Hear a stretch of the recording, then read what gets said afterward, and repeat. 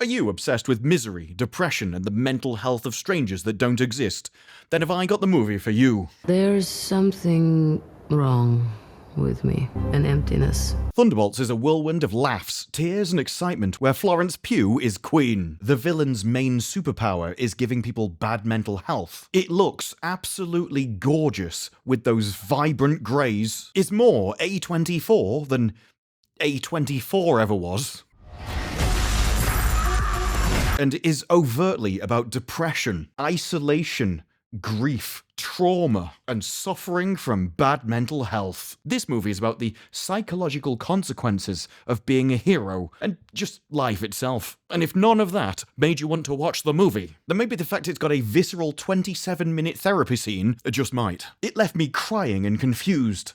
It was so fun. To be a Californian. This movie seems to be so sad and depressed, you'd think it was written by the Marvel accountants. And just the idea, the thought, of watching a 27-minute therapy scene makes me really understand why Florence Pugh decided to jump off a roof. Why was that important to you to do yourself? Well, it was written into the movie. Florence Pugh begged Kevin Feige to let her jump off the roof. I'm right there with her. No, there's no time for safety ropes. We must go now. Boo. Because the thing is with the Thunderbolts, we've seen it before where they were pitching it as a comedy. Engaging defensive measures. Oh my god. And then they release it, and people say it's basically an allegory for overcoming depression. Where these characters, I mean, yeah, they're not really powerful, but in the end, what makes these movies so great is the people who inhabit them. In other words, as superheroes, they're absolutely ass. But they do have emotions, so you know, that's about the most basic thing in humanity you could possibly talk about.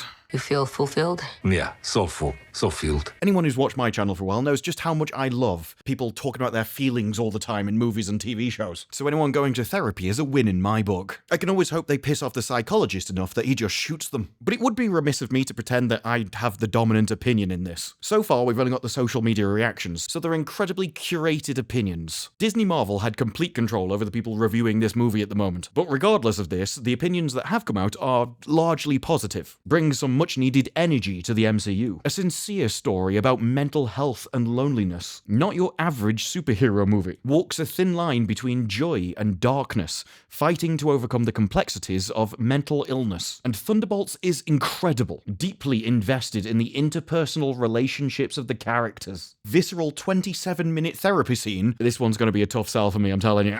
I thought it started when my sister died, but now it feels like something bigger. We do not want the same things in a movie, I can tell. And I've not felt this exhilarated and enthralled in the MCU since 2012. If you've heard the MCU is back, believe the hype.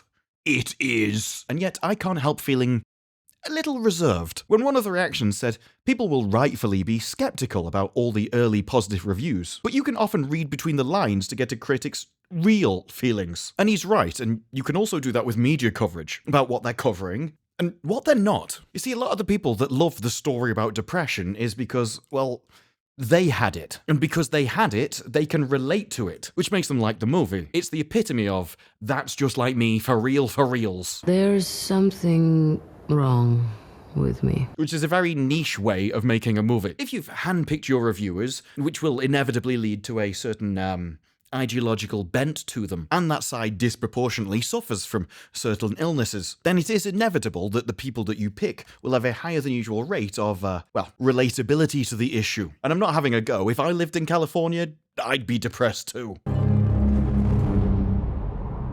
But well, the social reactions are putting this front and center. It's in all of them. This is just an allegory. Oh, everyone's so miserable in this movie. It's amazing. I saw all those crying, broken people and thought, yeah, that's me, that is. Saw the hero that I could finally relate to. The press, though, they're not really reporting on it, like at all. I mean, sure, they'll talk about how Marvel is back on track because it has post-credit scenes. Always how I judge a movie, about whether you've cut something useless from the film and then decided to stick it after your names when everyone's left the cinema. Let's face it, if post-credit scenes were so important, they'd be in the film. No one's sticking around to see what Steve did on the set. Except Steve. Who are you? I'm Bob. And then you have both Deadline, who did first reaction summaries of various different tweets talking about the movie. They actually listed a lot of tweets between them, and do you want to guess how many of them mention depression? I mean, we're bringing new blood, and they will talk about an emotional story that you can connect with, but they didn't include a single tweet which mentioned depression, despite the fact that there's a crap ton of them. The movie treats mental health and depression as a serious matter. It talks about embracing our demons and needing a support system, dealing with your inner demons. A bold statement to tackle heavy subject matter. So when you want to read between the lines about what the press are pitching, maybe they realize that telling your audience that this is just a depression therapy session, it's not going to get people into a movie who want to be entertained. We all have things that we regret. But I have so many. Although then you get down to, if you know it's going to be a problem for the audience and they're not going to want to see it, why put it in your pissing movie? You shouldn't have to hide your movie from your audience. You should be proud of it and what's inside it. This is why people with good products don't fear honest reviews, whereas the ones we get are, well, it's just truly fantastic. More A24 than A24 was. I don't actually even know what that means, but I do think if you're pitching an incredibly expensive movie as an indie movie, that's not a flex. Thunderbolts is one of Marvel's most enjoyable films in a while.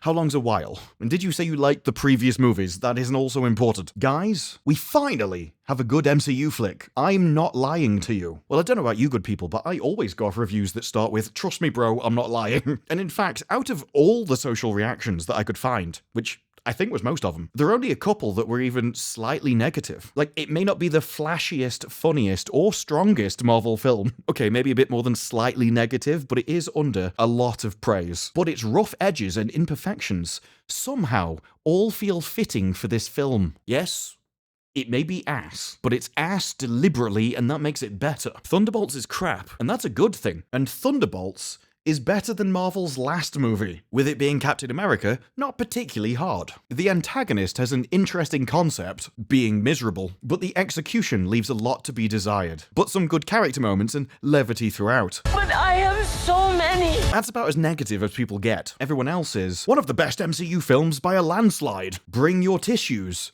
But not because it's a sad movie. Yes, as known, whenever you see a good superhero movie, you just start squirting everywhere. It's uncontrollable. Those cinemas are harder to clean up than Minecraft. Although then again, maybe it's just because Florence Pugh is in the movie. Here I go.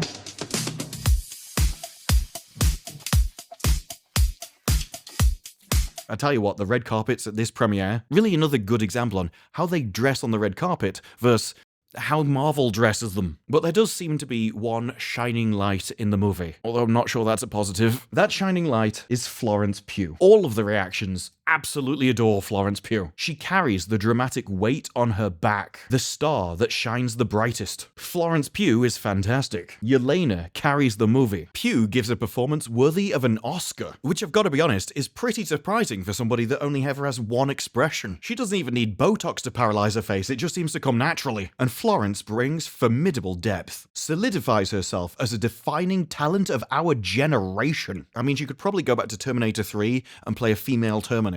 Apart from that, your face might need to move occasionally. The Russian demeanor is sort of non-expressive. Florence is much more adept at that. And Florence Pugh steals the show. Pugh is particularly superb and just walks away with it. A tear was shed. Thunderbolts is a movie that I really wanted to look forward to. I have absolutely no interest in any of the characters, I can't think of a worse group of people trying to work together. which for me in a superhero movie is already quite a low starting point. But I had really liked some of the trailers. The full scenes that they'd shown of the movie, not a fan. We're taking you in, Val. I don't think so. Junior varsity, Captain America. But the marketing gave me enough hope that it could at least be a good action popcorn flick.